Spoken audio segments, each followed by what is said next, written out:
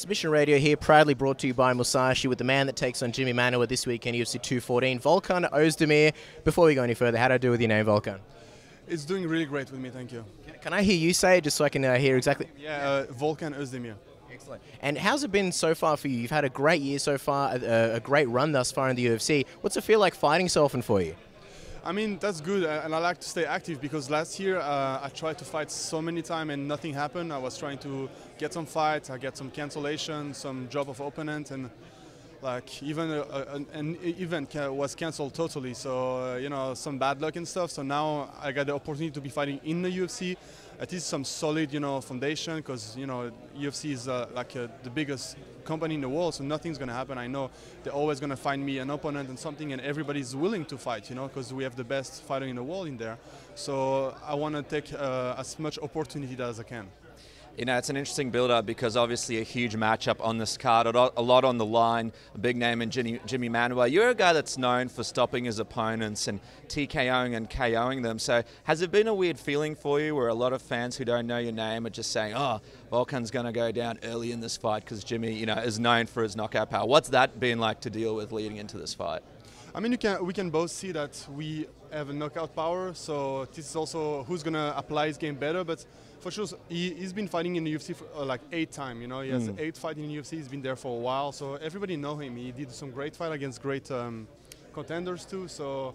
But does it bother you from fans being like, hey, Volkan, you might win, lose? Yeah, people can say whatever they want, but anything can happen, so they might be right, we don't know, something come off, it's MMA, so...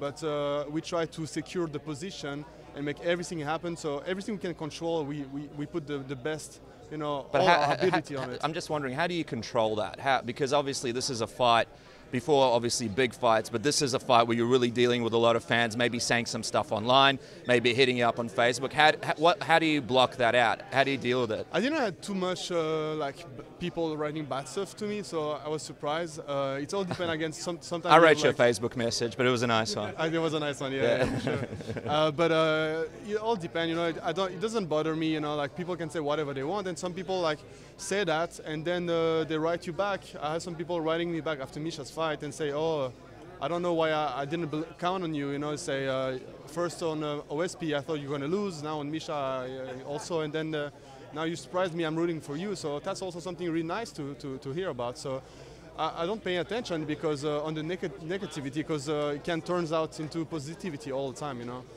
I feel like the story here is that you're sort of a dark horse in the division, and people believe that you can definitely go in there and cause the upset and really have a great run from starting in the UFC to almost title contention really, really quickly. But you were originally supposed to be a heavyweight. Are you a little bit surprised at how your UFC run has started off so far?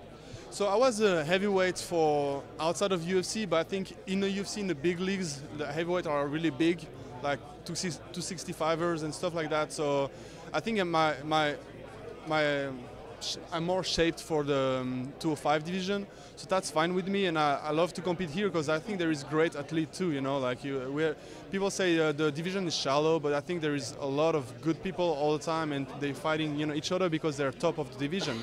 That's why it's really hard to go in the top 10, because everybody is so tough in here, so I think that's why. Are you eyeing this fight as a potential title eliminator, the light heavyweight division? There aren't a ton of contenders. There's a guy, obviously, and Alexander Gustafsson. But Jimmy Manuwa, he's campaigning for this next title shot. And if you beat him, it's a really good chance you could be challenging for the title next. Does that play on your mind at all? That's exactly my plan, because they talk about him to be the next, in line. So I know with a knockout victory over him, I will be also in the talk. Everybody loves a call out. Do you think if you win this fight, assuming all goes well, do you think you'll make a call out to the champion potentially afterwards? Yeah, it all depends who's going to be the champ for sure, but I believe John Jones is going to win that fight, so for me that's going to be John Jones. Let's get back to the Jimmy Manuwa fight. I mean, people are excited about it. A lot of people think it's going to finish quickly, either you or Jimmy winning early on. What's kind of your prediction for this fight? How do you see yourself winning?